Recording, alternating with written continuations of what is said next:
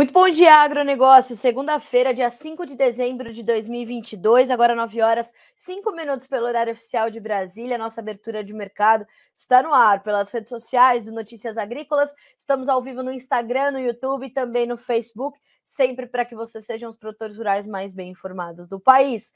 Lembrando, Letícia Guimarães está com a gente pela redação do Notícias Agrícolas e nós temos aqui no Bom Dia Agronegócio o apoio da Cochupé, a maior cooperativa de cafeicultores do mundo. Então, depois do Bom Dia Agronegócio, direto para as redes sociais, seguir @cooperativa Cochupé nas redes sociais, @cooperativa Cochupé, e vai ficar por dentro de tudo que acontece na cafeicultura brasileira e mundial. Te lembro também, antes da gente começar aqui a trazer as nossas notícias, os preços e tudo mais, que o Bom Dia Agronegócio tem ali as nossas linhas de comunicação abertas, né? Ou seja, tudo aquilo que você quiser perguntar, quiser pontuar, quiser participar do debate, mandar suas opiniões, suas críticas, suas sugestões. Carlinha, vamos começar mais cedo, vamos começar mais tarde? Fala mais sobre o café, sobre os suínos, sobre a gripe aviária? Não sei. Mande para nós, tá bem? Que a gente quer muito que você participe. E, claro, mande também sua cidade, seu estado, para que a gente saiba até onde chegam as informações do nosso Bom Dia Agronegócio. Seu país, talvez você está nos ouvindo de outro canto que não seja o Brasil, mande para nós aqui também, tá certo? Bom, como a gente de costume faz, vai trazer a rodada de preços, passa ali por todas as commodities e vão perdoando essa jornalista que hoje está sem seus óculos, portanto a gente vai dando um zoom assim, como é possível, tá certo? Bom, vamos começar então com as bolsas internacionais, onde os negócios já estão acontecendo há mais tempo.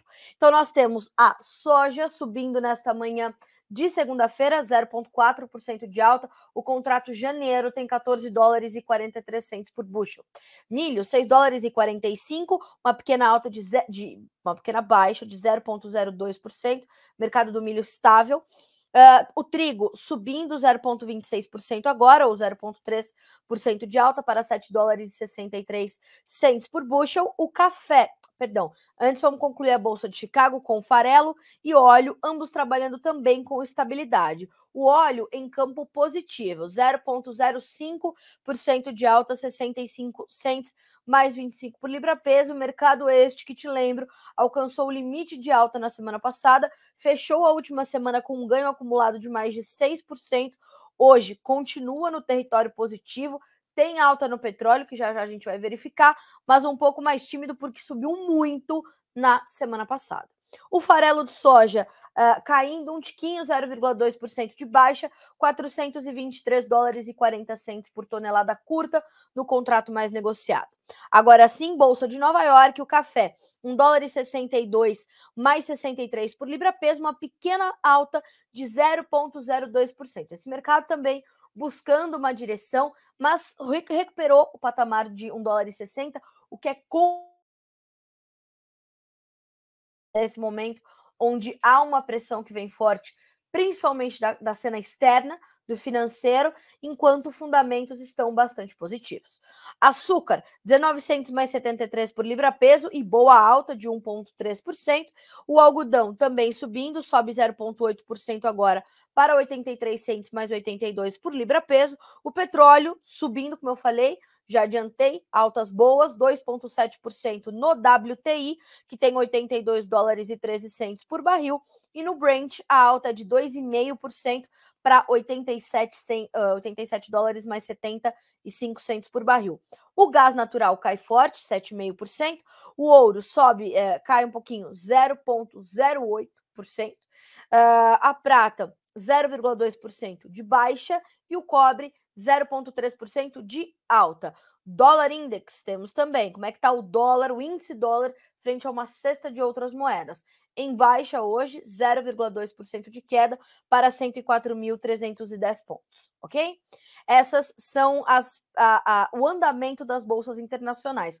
O fechamento na bolsa de Dalian, mercado futuro chinês, foi o seguinte: baixa para o farelo, baixa para o óleo, baixa para o milho, segundo o levantamento da Agriinvest Commodities.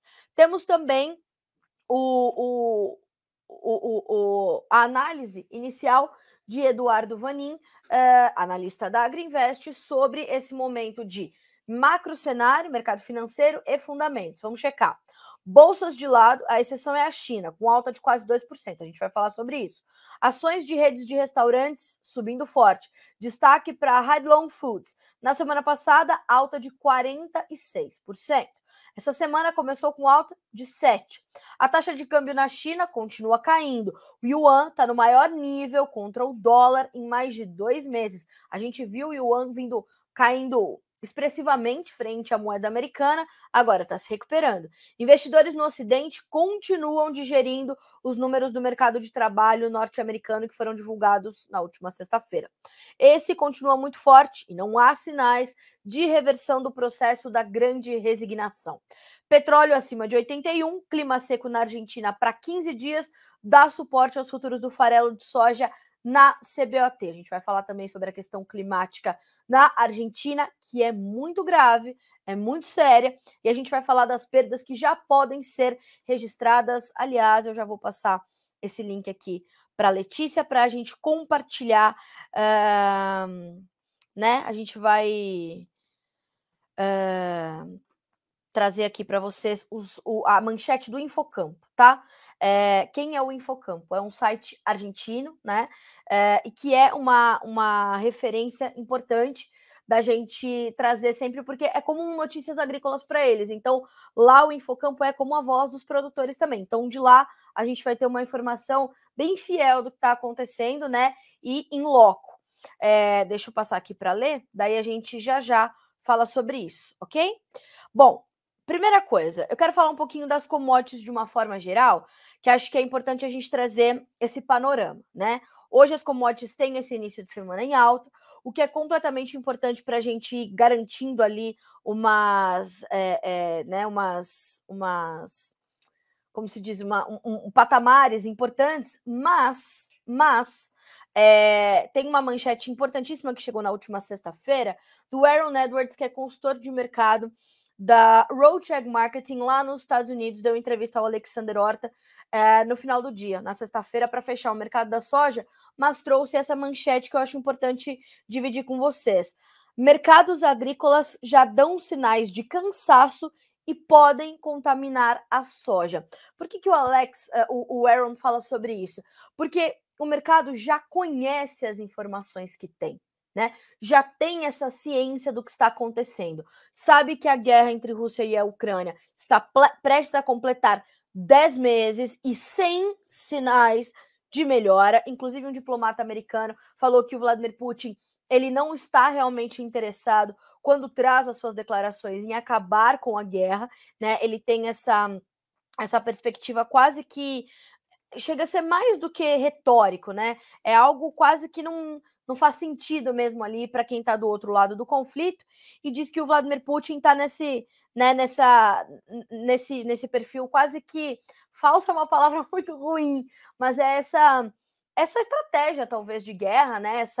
Essa situação de não, vamos conversar, vamos isso, vamos tentar chegar a um acordo, e esse diplomata americano diz, não é isso, essa não é a leitura, e nós sabemos que esse conflito ainda tem um tempo de duração bem incerto. Muitos analistas, muitos especialistas acreditavam piamente que nós teríamos, de fato, um conflito curto, né? Falam, não, isso aí não vai durar, porque as condições climáticas, porque o inverno, porque... Não acontece, Vladimir Putin bate o pé, Volodymyr Zelensky bate o pé, anexou, né, alguns territórios ali né, a revelia, diz, não, vamos anexar, né? Garantimos, guerra é guerra. E as situações não correm assim, isso deixa o mercado muito inseguro, mas o mercado já sabe como lidar com esse conflito. Temos um outro ponto na questão quase que geopolítica, que é a questão do Covid na China, que também tem ali umas particularidades, mas já conhecida pelo mercado. A recessão econômica global, já conhecida pelo mercado. Então, os mercados estão meio exaustos, né? A OPEP falou que vai... Eu vou detalhar todas essas manchetes ao longo da nossa conversa aqui no Bom Dia Agro dessa segunda-feira. Mas é importante a gente falar que o mercado começa a semana em campo positivo No entanto, no pano de fundo, né, na margem, no bastidor, esses sinais de cansaço que o mercado já dá. O gás natural hoje está despencando 7,5%. Precisamos, então, tratar os mercados quase que com particularidade para entender que força e que fraqueza cada um deles tem. E a gente vai fazendo isso para você ao longo da semana, ao longo dos próximos dias, tá bem?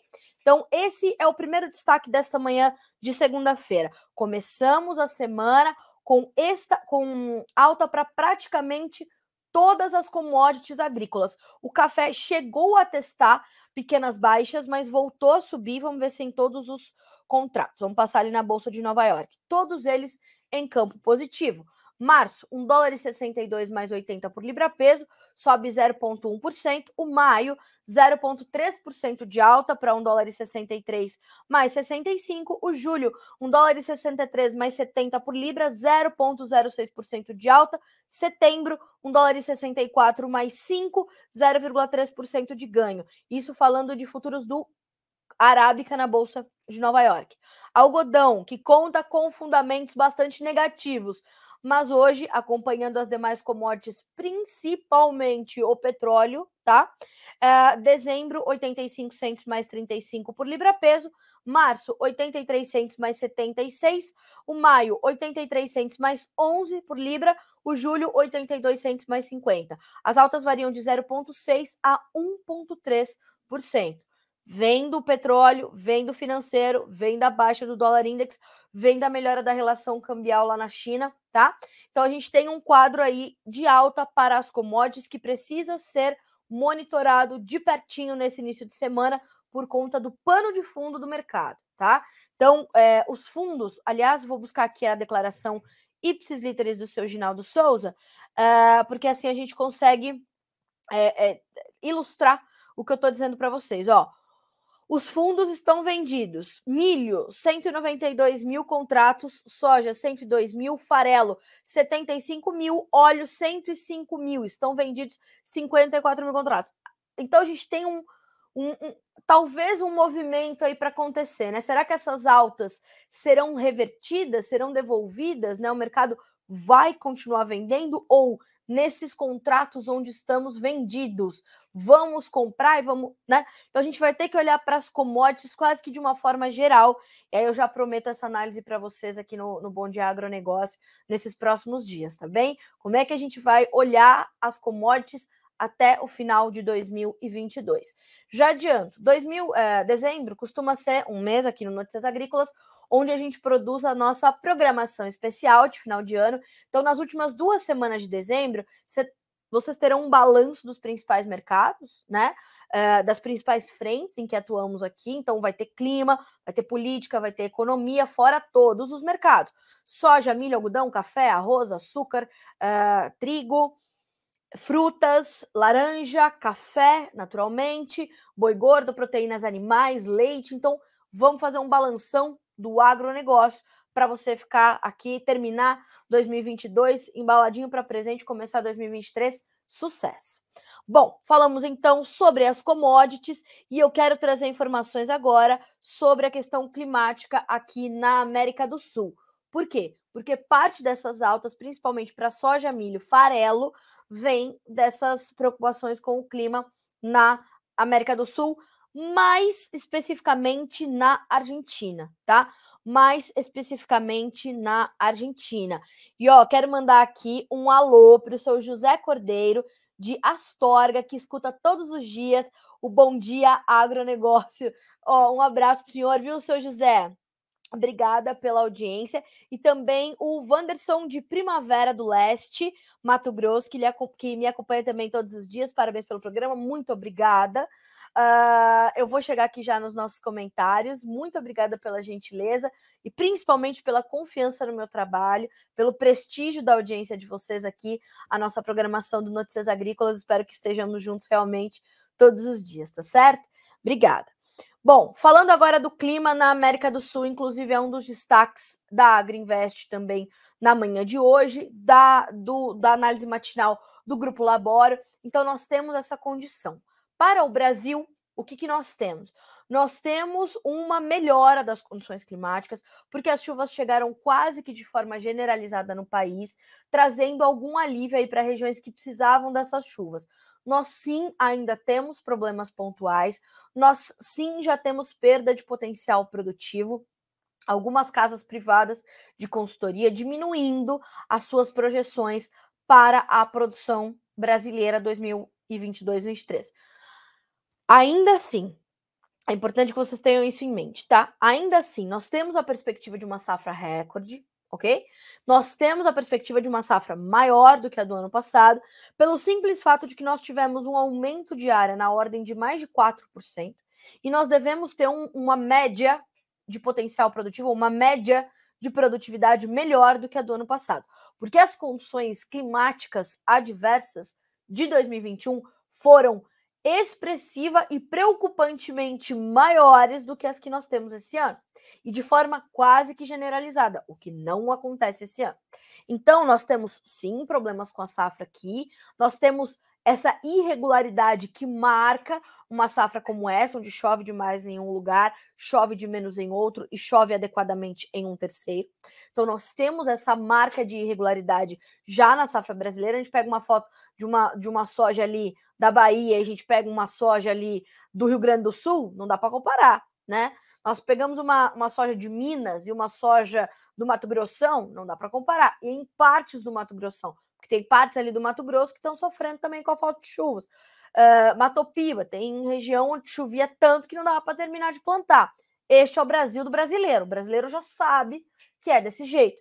Então, essa marca da irregularidade começa a aparecer mais forte na safra 22-23 do Brasil.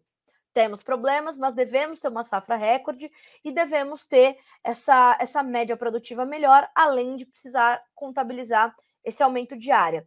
Não podemos esquecer também da tecnologia empregada pelos produtores brasileiros, porque apesar de ser esta a safra mais custosa da história da sujicultura brasileira, a gente está falando também de um produtor completamente engajado, resiliente, comprometido em entregar uma produção adequada, atendendo às necessidades, às características, a todas as demandas que o mercado exige. Então, a gente tem uma safra de muita qualidade chegando ao mercado vinda do Brasil. Fora que o mercado esperava realmente, e espera ainda, porque temos toda a safra para se desenvolver, uma safra saudável do Brasil, da América do Sul de uma forma geral. Mas, olhando para o Brasil com uma lupa, por quê? Porque somos o maior produtor mundial. Então, olhando para isso com muita atenção, porque já tivemos perdas históricas na América do Sul na safra 21-22 e precisamos da 22-23 para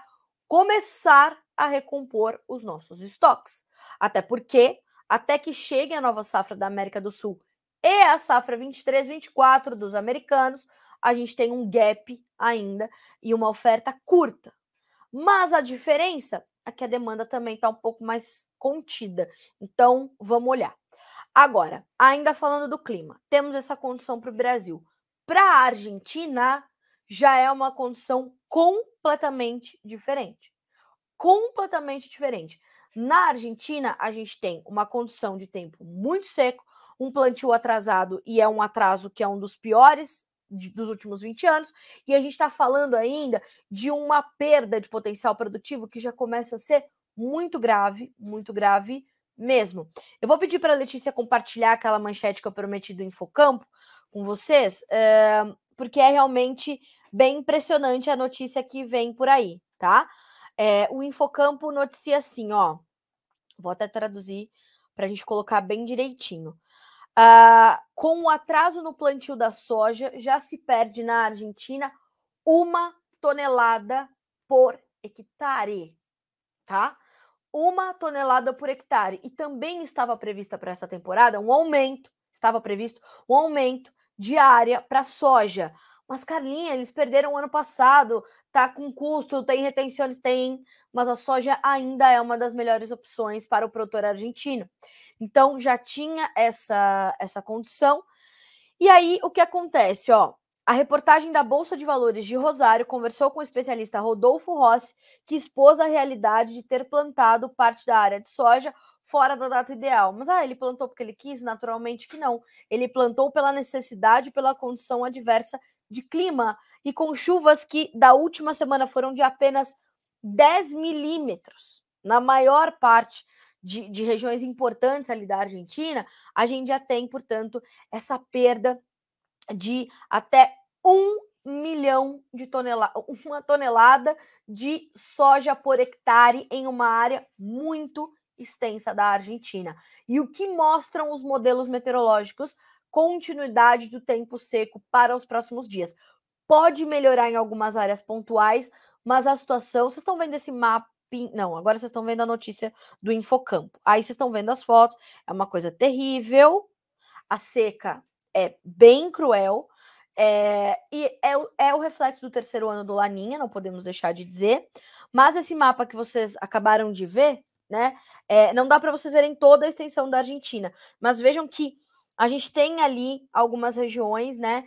Depois eu vou fazer uma matéria bem completa, tá? Vou deixar o link vai estar nas redes sociais Notícias Agrícolas. Vou deixar o link para vocês também no @jornalista da soja. Se você não segue esse perfil ainda, siga, tá?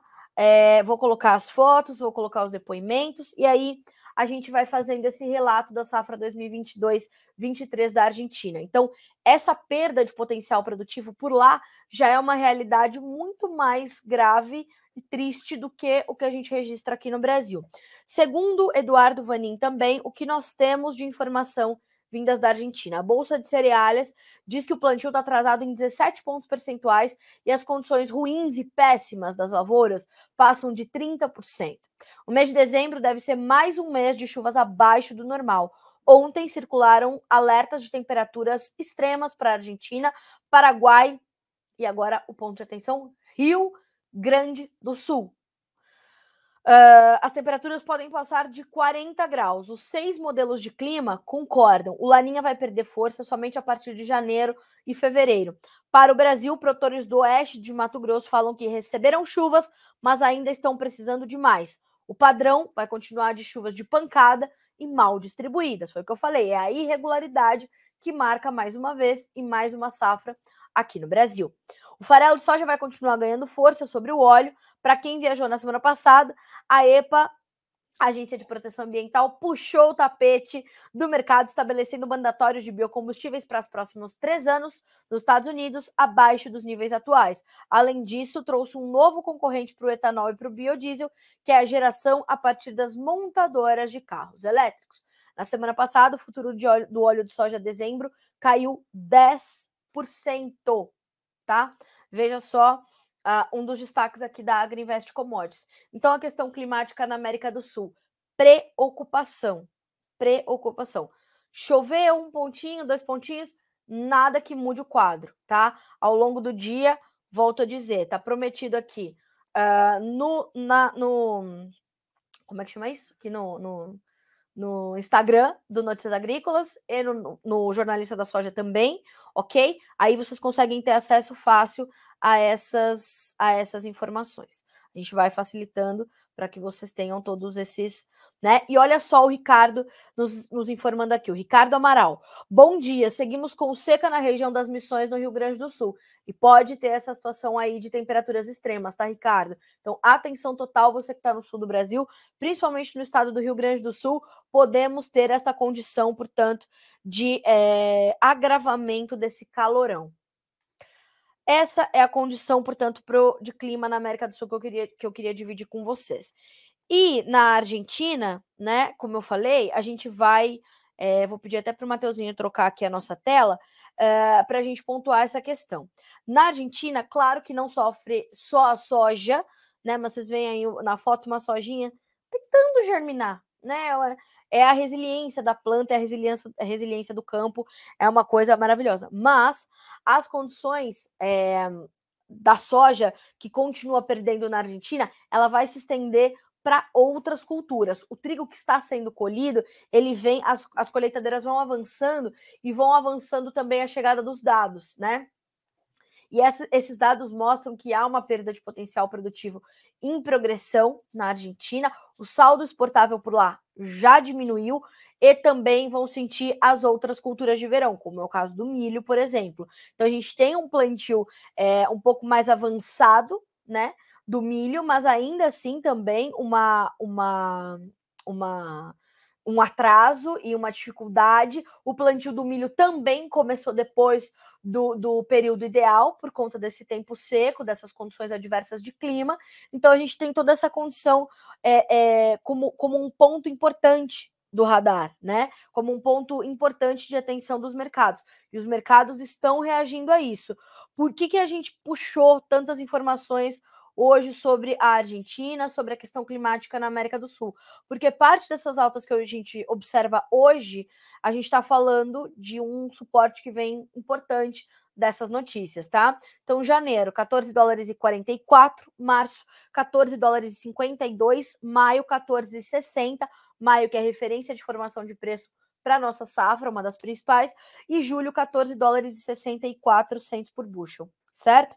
Essas são as informações. No milho, Bolsa de Chicago, dezembro, 6,37, 2 pontos mais 25 de perda. O março, 6,46, caindo 0,25. O maio, estável, com 6,47. O julho, 6,44, subindo 0,25. O trigo sobe um tiquinho de nada, 2,5 pontos nos principais contratos.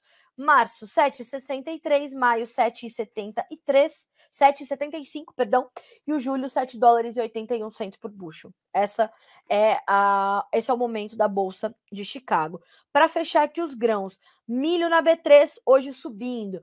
Janeiro, R$ 87,37, março, R$ 90,65 e maio, R$ 90,14. Com as informações do milho na B3, eu vou puxar aqui algumas informações do mercado de milho. Vou pedir também para o Matheus trocar a nossa tela. Porque nós temos, primeiro, o destaque, né, do fechamento excelente de novembro com as nossas exportações. Já falamos sobre isso na semana passada, mas não custa lembrar. E isso mostra que segue a demanda intensa pelo milho brasileiro na exportação. Lembrando que já há navios brasileiros de milho ou com milho brasileiro a caminho da China. Graças a Deus, depois de 8 anos de costura de acordos, estamos mandando milho para os chineses. A guerra, claro, acelerou este processo, vez que a Ucrânia é um dos principais fornecedores da China, né? Então nós temos essa boa notícia e esse presentão de final de ano para o produtor brasileiro de milho, né? E para o Brasil, de uma forma geral. Então, esse é um ponto importante. E a nota do CPEA desta segunda-feira, toda segunda tem milho pelo CPEA, diz o seguinte: vou buscar aqui para vocês. Eu quero trazer a análise completinha do CPEA. Vamos lá. Milho, valor interno se enfraquece, vendas externas seguem intensas. Os preços do milho se enfraqueceram ao longo da semana passada nos portos e também em muitas praças acompanhadas pelo CPEA no interior do país. Segundo os pesquisadores, os valores foram pressionados pela menor paridade de exportação. Já as vendas externas do cereal, apesar disso, seguem aquecidas e há uma sinalização de movimento intenso para as próximas semanas. Isso é sinalizado sempre pelos nossos lineups, ou seja, as tradings, as corretoras, as consultorias de mercado, elas têm ali uma lista de como é que estão as programações de embarques nos principais portos do país. Então, Paranaguá, Santos, Santarém, Itaquim, Miritituba, né, Paranaguá. Então, a gente tem todas essas, né, tá programado X milhões de toneladas de milho por Paranaguá, por Santos, por ali, por aqui, e isso mostra e dá uma sinalização ao mercado. Estamos bem demandados, não estamos bem demandados, estamos muito demandados, né? A Secex indicou que saíram dos portos brasileiros 6 milhões de toneladas de milho em novembro, mais do que o dobro do volume embarcado em novembro 21. Também por que não embarcamos em novembro 21 mais? Porque não tinha, né? Não podemos esquecer que a gente não tinha milho para embarcar, a gente teve uma perda na safrinha muito cruel e foi muito ruim. E a safrinha 22, ela veio legal, né? Pesquisadores do CPEA ressaltam que as recentes negociações nos portos brasileiros ocorrem em um cenário de preocupações com a oferta mundial devido à seca na União Europeia e na China, com as tensões no Mar Negro em função dos conflitos Rússia e Ucrânia e com o clima na América do Sul, sobretudo aonde na Argentina, que é importante player do mercado de milho, claro que sempre com restrições, com as retenções, com a mão pesada do Estado sobre o agronegócio argentino, que é uma marca, né, do setor muito forte e é uma marca que contém muito a competitividade dos argentinos. Isso é muito grave, né? Isso é muito, muito grave. Eu sempre falo sobre isso aqui, por quê? Por que eu falo um dia sim e outro também das questões políticas da Argentina e desse estado inchado que tem o nosso país vizinho aqui, que já foi a segunda maior economia do mundo há muitas e muitas décadas. Porque essa mão pesada do Estado, né, e eu sempre uso essa expressão, esgana a galinha dos ovos de ouro da Argentina, que é o agronegócio. A gente fala de milho, a gente fala de soja, de trigo, mas a Argentina tem um potencial enorme para culturas de inverno, como cevada, como aveia. A Argentina tem um potencial imenso para girassol, fora uma das expertises dos argentinos, que é a pecuária, que foi destruída, né, pelos governos esquerdistas. Ah, Carlinha, mas aí trata-se de uma ideologia política. Não, não, não. A gente pode fazer esse histórico. Tem uma matéria sobre, já falei sobre isso, tem uma matéria aqui muito detalhada sobre isso. E quando Alberto Fernandes foi eleito, né, a gente fez esse prognóstico. O que o agronegócio argentino vai passar? Porque vinha de um governo de Maurício Macri, que estava tentando arrumar a economia do país, e em 4 anos ele não ia fazer tudo o que poderia ser feito, ou que poderia ser feito, não, que havia necessidade de ser feito, porque o que poderia ser feito ele fez, foi reduzindo gradativamente as retenções, foi, né, soltando ali a focinheira do agronegócio, foi deixando o agro respirar, foi voltando a prosperidade do campo, né, aumentando a segurança no agronegócio argentino é uma situação terrível, né? Eles têm muita dificuldade de armazenagem, então eles optam muito por silo bag. E nos últimos anos, antes do governo Macri, nós tínhamos ali, ó, silos e silos rasgados, né? Só por questão marginal, né? Não era nada, era porque sim, né? Vamos atacar o campo. Iam lá e rasgavam os silos, se perdiam toneladas e toneladas de grãos. A logística comprometida é um caos, né? É um caos. Por quê? É a mão pesada do Estado, né? E tão logo Alberto Fernandes assumiu, com a sua vice, vocês sabem quem é, eles voltaram as retenções aos valores originais, né? Subiram novamente, não só subiram, como igualaram, né? A gente tinha ali milho com um pouquinho menos, trigo com um pouquinho menos, era 33% para tudo. E se a gente fizer o cálculo da renda do produtor, é quase 60% que fica para o Estado. É um sócio majoritário do produtor rural, mas sem investir, sem colocar nem os olhos no campo para fazer a mudança. E aí eu te chamo a atenção para uma outra condição, que é o dólar soja, que está em vigência desde o último dia 28 de novembro, vai até 31 de dezembro, a segunda rodada, 230 pesos para $1. Aí como é que fica? Milho não tem a mesma condição, não tem $1 milho. Então a Argentina sofrendo, e o mercado de milho vai sentir a ausência da Argentina também, inevitavelmente, e essa oferta menor que vem da Argentina por conta também da questão climática, que aí é uma situação que foge do controle, né? E aí não é uma questão política ou governamental, mas fato é que a gente precisa ter isso na conta. Bom, ótimo, então falamos um pouquinho do mercado de milho, devemos ter uma semana aí de negócios um pouco mais, né, focados ainda na exportação. Os negócios no mercado interno continuam acontecendo da mão para a boca, as indústrias de ração estão mais contidas ali, e a semana começa com um novo jogo da seleção brasileira. 4 horas tem Brasil e Coreia do Sul, pelas oitavas de final, é importante a gente lembrar. E aí, o que acontece? A semana já começa mais preguiçosa, mais, né, vamos festejar e assistir o Jogo do Brasil, mas até 13h30 Vamos ficar todo mundo de olho, porque realmente os negócios devem ficar um pouco mais lentos mesmo. Vamos ver o que diz Vlamir Brandalize no Mercado Companhia, não, no Tempo e Dinheiro, pelo programa do João Batista Olive, ok? Bom, concluído aí os principais mercados, para a gente passar para os demais mercados, né, que também estão ali no rol dos principais, e já a gente vai falar sobre boi gordo. Vamos passar aqui pelos nossos comentários, ó. O Fabrício Ribeiro, o pessoal da Porteira Rosa, a Valéria. Bom dia, Valéria. Bom dia, Fabrício. O Tiago de Freitas, de Passos, em Minas Gerais. E o José Cordeiro, o Wanderson Nunes, o Danilo Padovani me fazendo uma lembrança importantíssima aqui. Hoje é dia do solo. Então, assim, você vai chegar na sua propriedade, vai olhar para aquilo tudo que você tem de solo e falar muito obrigada, Deus, por ter me dado uma profissão tão incrível que é essa de usar o solo para produzir comida, fibras e energia. Mas aí o que você vai fazer? Se você tem esse privilégio, vai também cuidar bem, construir um bom perfil de solo, né? Garantir matéria orgânica, garantir que ele seja renovado o tempo inteiro.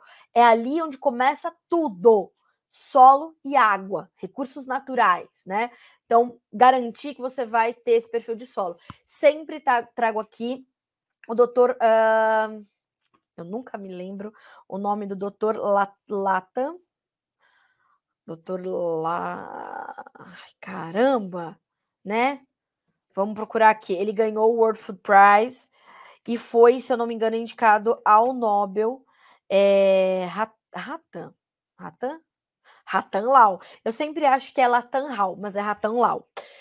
Ele foi ganhador do World Food Prize, que é de posse de Dr. Alisson Paulinelli, né, nosso patrimônio maior da agricultura brasileira, ao lado de outros grandes nomes. Mas Dr. Ratan Lau ganhou o World Food Prize em 2020, por quê? Porque debruçou sua carreira e sua vida toda sobre o estudo do solo, né? Isso é completamente importante. Por que ele ganhou o World Food Prize, que é uma espécie de Nobel da produção de alimentos? Porque é onde começa tudo. Então, feliz Dia do Solo para você que é produtor rural e para nós que temos o privilégio de ter vocês ali de sol a sol trabalhando para que a gente esteja abastecido. Parabéns, feliz Dia do Solo para todo mundo. Danilo Padovani, meu amigo, muito obrigada, né? Bom dia, seguimos com Seca na região das Missões, falei. O Diego Almeida também nos mandando bom dia.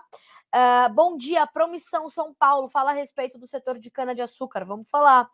Bom dia, como está? Não tive tem uns dias. Renata Ferreira. Bom dia, Renata. Tá tudo certo por aqui contigo, tudo bem? O João Neto Coelho, bom dia, de Itaberaí, Goiás, ligado por aqui, bom dia. O pessoal do Cana Reservatórios, pessoal, o pessoal do Agro, segue a gente, segue aí o @Cana A Reservatórios. Quem mais? Dona Eliana, bom dia. Deixa eu ver aqui se temos mais comentários. Deixa eu ver. Bom dia. Aqui chove muito, em Pinhalão. Edgar Siqueira. O Edson Lessa. Bom dia, Carla. O Biratã, Paraná, choveu de 50 a 100 milímetros, dependendo do lugar. Olha aí a irregularidade climática, né? Bom dia, Carla Mendes, o Mozart Augusto, bom dia. O Demétrio Santos também nos mandando bom dia. Muito bom dia para todos vocês. Vamos seguir por aqui. Obrigada pelos comentários, pelas gentilezas todas.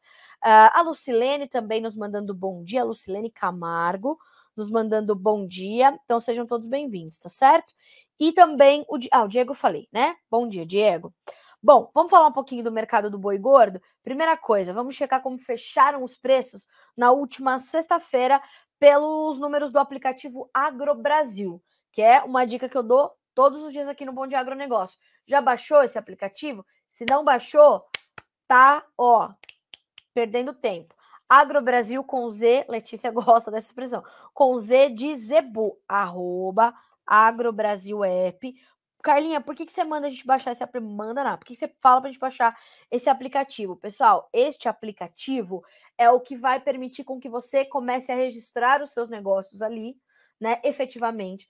Depois de um tempo, esse negócio vai ser, depois de um tempo assim, só a efetivação do negócio vai ser registrado, né, neste aplicativo. E aí o que acontece? Você traz mais transparência, porque ali são negócios efetivados. O que acontece na Bolsa? A Bolsa é o mercado futuro, as referências que a gente vai ter adiante. O indicador CPEA é um indicador. Então são todas referências importantes para formar preço, mas depois do preço formado e registrado, ele traz a realidade para o negócio, para o mercado. Então é importante você baixar esse aplicativo para isso, legal? @agrobrasil com Z app, tá? Lá na página do Instagram deles, vocês vão ter o caminho todo para baixar o aplicativo. Vamos ver como é que ficaram os preços, as médias de ontem, da última sexta, e que são referência para a gente começar essa semana, tá? Ó, preço base, tá, pessoal? Preço base para 5 estados, no aplicativo tem mais estados. Mato Grosso do Sul, R$ 264,85 por arroba. Mato Grosso, R$ 261,91. Goiás, R$ 274,91. Minas, R$ 279,97. Pará, R$ 272,74. Em todos esses estados, nós tivemos um recuo do diferencial de base, tá? Isso é importante a gente pontuar, porque mostra que o mercado ainda está fragilizado. O mercado do boi gordo está tentando respirar, mas, volto a dizer, ainda está fragilizado. Isso aqui foram os preços bases, tá? Preços base. As médias de negócios pelo aplicativo AgroBrasil, que foi de poucos registros de negócios na última sexta, que também teve Jogo do Brasil, também às 4 da tarde, né? Perdemos, não podemos esquecer.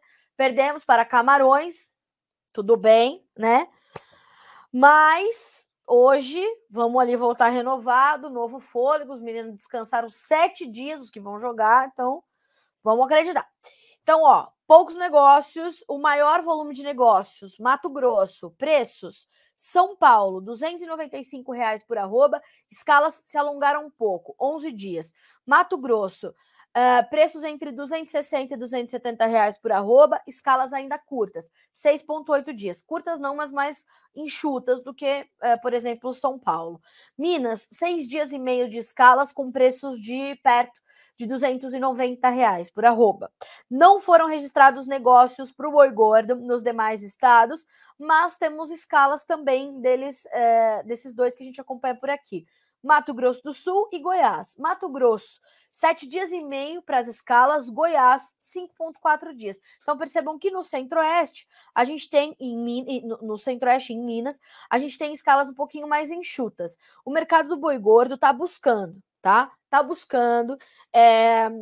As nossas exportações continuam muito boas também, embora tenham patinado um pouquinho, mas a gente começa a ver uma retomada das compras chinesas e ofertando preços melhores pela tonelada da nossa carne, o que faz total e completa diferença na formação dos preços do boi gordo. Claro que vai impactar mais diretamente o boi China, mas não tira a força da recuperação dos nossos preços. Então, a gente tem que ter espaço para que o movimento continue acontecendo. Claro que nós temos ali um ganho vindo desse momento da Copa do Mundo, chegando no mesmo momento de confraternizações de final de ano, confraternizações de empresas, de famílias. O consumo costuma ser maior no mês de dezembro, nesse final de ano, e isso, né, acabou combinando ali com a Copa.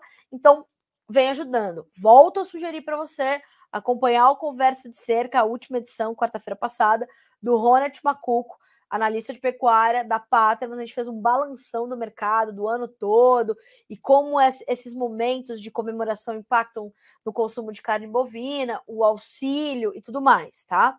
Ó, o que disse a Laura Rezende, consultora da Agrifato, na última sexta. Arroba bovina sem muitas mudanças, com queda de braço entre pecuaristas e frigoríficos. Segundo ela, pecuaristas ainda conseguem segurar o animal no pasto por cerca de 15 a 30 dias. Isso é importante. Tentando negociações melhores, mas frigoríficos seguem reticentes em conceder aumentos. Aí fica, por isso que eu falei, o preço está tentando, tá buscando. Vamos ver como é que tá a B3 nessa segunda-feira? E já já a gente passa pelo dólar também, né? Que abriu a semana em alta. Vamos buscar aqui boi na B3, só para te trazer essa referência importante do mercado futuro, né? Caindo hoje e perdendo uns R$300 por arroba. Janeiro, R$298,10, uma pequena baixa de 0,07%. E o fevereiro, R$297,50 por arroba, caindo 0,2% na manhã desta segunda, dia 5 de dezembro. A você que está chegando agora, este é o Bom Dia Agronegócio, a nossa abertura de mercado aqui pelas redes sociais do Notícias Agrícolas e também pelo noticiasagricolas.com.br, aquela reunião de preços, notícias, tudo que é mais relevante na manhã de hoje, para que vocês sejam sempre os produtores, e não só produtores, mas os profissionais do agronegócio mais bem informados do Brasil.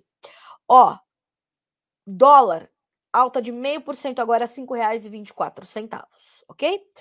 Bom, falamos então do mercado do boi gordo, agora a gente vai passar para algumas informações um pouquinho mais distantes do cenário agro, mas que nos impactam diretamente. Vamos falar de geopolítica, economia, a política no Brasil, né? Que não podemos esquecer que essa semana começa a ser discutida e a tramitar a PEC da transição, né? E segundo um economista ouvido pela Jovem Pan, PEC da transição ameaça contas públicas do Brasil. O governo de transição insiste em dizer que muito normal, o teto de gastos, a gente fala muito em teto de gastos, Lula acha que a gente fala muito em teto de gastos no Brasil, que isso daí tá segurando o nosso, sei lá, o nosso desenvolvimento, enfim. É muito doido o que acontece aqui nesse país. Mas, enfim, a gente está nessa... esquecer que começa a ser discutida, não sei o que e tudo mais, no Congresso. O governo de transição, a equipe de Lula, corre contra o tempo, ali liderados por Geraldo Alckmin, né?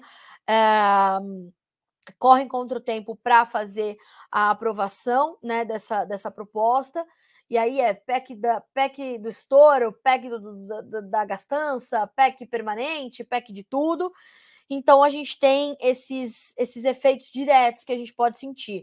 Aumento da inflação, né? Um ambiente de investimento muito menos atrativo e seguro, porque os investidores vão estar muito focados nessa incursão, nessa aventura fiscal que o Brasil pode começar a partir de 23. Então, não é bom. Não é bom. A gente pode até buscar essas análises de oposição, a gente pode até, né, ouvir essas análises. Não, mas tem esse lado positivo, aquele positivo. Não é bom, né? As nossas 3 âncoras de uma economia saudável precisam ser garantidas. Metas de inflação, superávit primário, teto de gastos. São essas 3 âncoras que precisam ser respeitadas. Mas, Carlinha, a gente precisa olhar para os mais vulneráveis. Sim, vamos diminuir a gastança da máquina pública e vamos olhar para essas pessoas que precisam de ajuda. Lógico, óbvio, né? Mas é diminuir a gastança pública. Tem que diminuir. De novo, por que você está falando da Argentina e disso e daquilo mais? Porque a gente aprovou um projeto de taxação no agro em Goiás há 2 semanas. A gente protocolou um pedido, vocês se lembram? Ratinho Júnior protocolou e tentou aprovar na Assembleia Legislativa do Paraná, não passou. A Comissão de Constituição e Justiça, a Comissão de Tributação e Finanças falou, não vamos tirar da pauta, porque isso aí não dá para... Não é tributada a produção, mas o consumo. Se você tributa a produção, você tributa 2 vezes o consumidor final. É coisa mais cara para o brasileiro. Então, vejam como é um quebra-cabeça. E quem tem que fazer isso é um profissional, não é, né? E na sexta-feira, o mercado ficou nervosíssimo porque o Valor Econômico noticiou que o Lula já confirmou a interlocutores Fernando Haddad no Ministério da Economia, que voltará a se chamar Ministério da Fazenda. O mercado já deu sinais de que não é amigo do nome de Fernando Haddad para assumir a pasta, mas me parece que é o que vai acontecer. Mais perguntas do que respostas ainda, mas é o governo de transição,